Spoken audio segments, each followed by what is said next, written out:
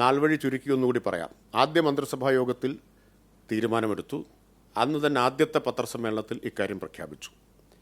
2021 June July മാസങ്ങളിൽ അതിദാരിദ്ര്യ നിർണയ പ്രക്രിയ, സമഗ്രമായ പ്രക്രിയ ആരംഭിച്ചു.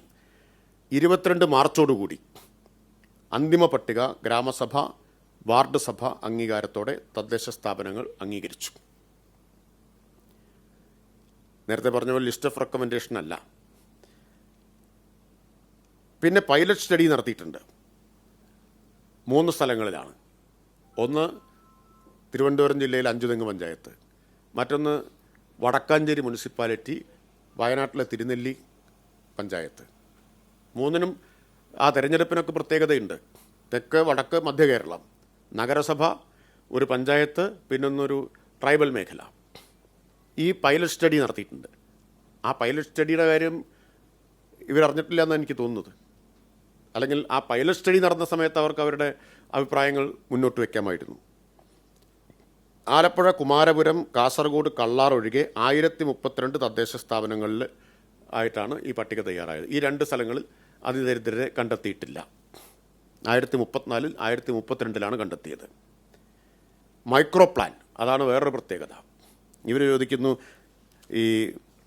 ഇതെങ്ങനെ കൈവരിച്ചു എന്നതാണ്. 64,006 മൈക്രോ പ്ലാൻ ഉണ്ടാക്കി.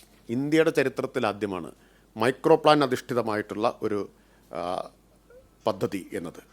എന്ന് വെച്ചാൽ ഓരോ കുടുംബത്തിൻ്റെയും അതിദാരിദ്ര്യത്തിന് കാരണമായ ഘടകങ്ങൾ കണ്ടെത്തി അത് പരിഹരിക്കാൻ ആവശ്യമായത് എന്താണോ എന്നതിൻ്റെ അടിസ്ഥാനത്തിൽ പ്രത്യേകം മൈക്രോ പ്ലാൻ ഓരോ കുടുംബത്തിനും. ആ മൈക്രോ പ്ലാൻ നിർവഹിച്ചിട്ടാണ് ഇപ്പോൾ അവരെ അതിദാരിദ്ര്യത്തിൽ നിന്ന് മുക്തരാക്കിയിട്ടുള്ളത്.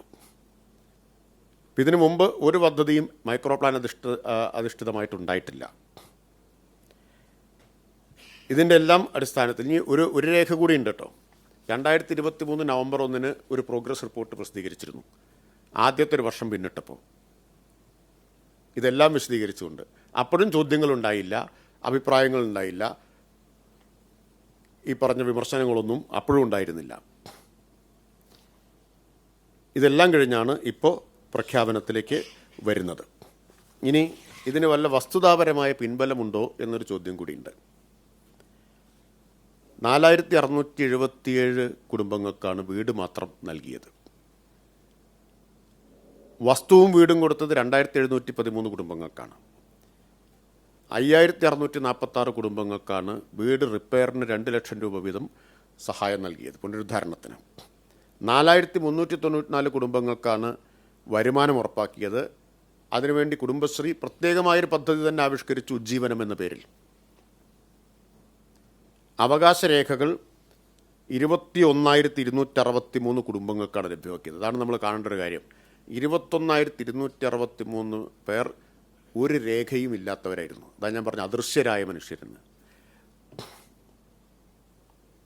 ഭക്ഷണം 20,648 പേർക്കാണ് കൊടുത്തത്. അതിൽ ഭക്ഷണ കിറ്റ് 18,438 പേർക്കും 2,210 പേർക്ക് പാകം ചെയ്ത ഭക്ഷണം എത്തിച്ചുകൊണ്ടിരിക്കുകയാണ്. 2,210 പേർക്ക്. 85,721 പേർക്ക് മരുന്നും ചികിത്സയും ലഭ്യമാക്കിക്കൊണ്ടിരിക്കുന്നു. 5,777 പേർക്ക് പാലിയേറ്റീവ് പരിചരണം ഉറപ്പാക്കിക്കൊണ്ടിരിക്കുന്നു. 7 പേരുടെ അവയവ മാറ്റിവെക്കൽ ശസ്ത്രക്രിയയും അതിദാരിദ്ര്യ നിർമ്മാർജ്ജന പദ്ധതി ഉപയോഗിച്ച് നടപ്പാക്കുകയുണ്ടായി.